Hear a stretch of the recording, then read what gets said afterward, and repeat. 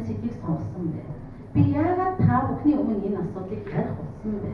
Энэ талаар судалсан хүмүүсээс миний өнөөдөр ярих гэж байгаа зүйл юугаараа өөр болж ирж байгаа юм? Яагаад би энэ асуудлыг дэвшүүлсэн бэ? Өөрөөр хэлбэл тухайн судалгаа хийх үндэслэл чинь чухал байсан тийм ээ. Хоёрдугаарт тухайн судалгааны урд дүн судлагдаад тэгээд танаар өнөөдөр судлагдж байгаагийн ялгаа гарах хэрэгтэй байсан тийм үү? За тэгвэл бусад улсууд дээр энэ тухай мэдээж ингээд асуудлууд байгаа ч гэсэн энийг би зөвхөн жишээ болгож ярьж байна. Тэрнээс сайн муу гэсэн хэлэг дээр яриаггүй байна. Жишээ болгож ярьж байна.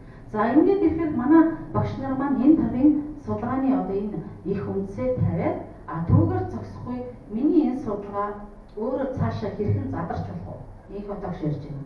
Миний судалгаа өөрөө хэнд хэрэгтэй болж болох вэ? Миний судалгаа цааш нь өөр чиглэл рүү авчруулах гарц нь юу вэ?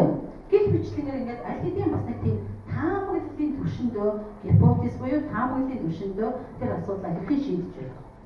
Жишээлбэл бүжгийн философи. Яагаад өнөөдөр бүх зүйлийн философи яригдж байна? Яагаад гэвэл тэрний бүх утга тайлбар, анализ, шинжилгээ гэдэг нь бол орцсон учраас. Тэгвэл аяны шууд дээр адилхан философи явж байгаа. Яагаад тэр хүн тэр зохиомжийг олж чадсан бэ? Яагаад тэр хүн тэр найруулгыг гаргаж чадсан бэ? Яагаад гэвэл тэр өөрийнхөө философиор, өөрийнхөө сэтгэлгээгээр тэр аяыг зохиомжлох хүсэл төрсөн, сонирхол төрсөн, боломжийг харсан гэсэн юм. Тэгэхээр энэ бүгд өөрөөр хэлбэл цаана нь ямар философи?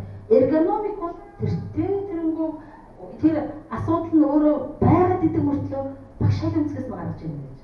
Тийм. Яагаад гэвэл энэ чинь би анатомийн талаасаа юм уу? Сургуулийн материалын базтай холбоотой асуудал талаасаа юм уу гэд ингээд наривчлаад энэ судалгаа эхэлсэн байгаа тун сайхан гэдэг.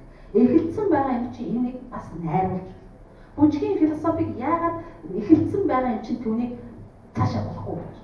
Тэгвэл ардын бүжгийн 11 настай хүүхдээр бүжиглэх философи нь өөрөө юу вэ? Тэр циркийн тэр үзүүлбэрийг хийх философи нь өөрөө юу вэ гэдэг ч юм уу. Ингэж бид нар нөгөө бүхэлдэг байдлаас нэг харж байгаа мөртлөө ерөнхийдээс нэгж рүү шилжиж байгаа мөртлөө нэгжээс буцаад ерөнхий дүгнэлт яаж гарч болох вэ гэдэг энэ бас шугамыг баримтлах нь зөв байна.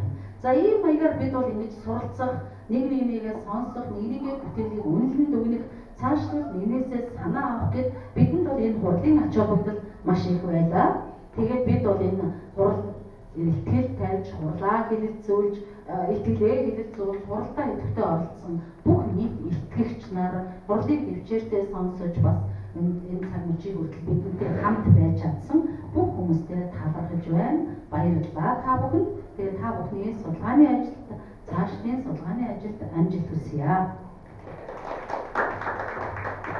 За ингээд манай за одоо та бүхний 5 минут гэж төхөө бид эднийг багшнаар манаас нэг үнэлт өгүүлэлт гаргаж явах юм байна. Тэгээ автомобиль багшаа танаас нэг та ганаас төлөвлөлт үүсдэг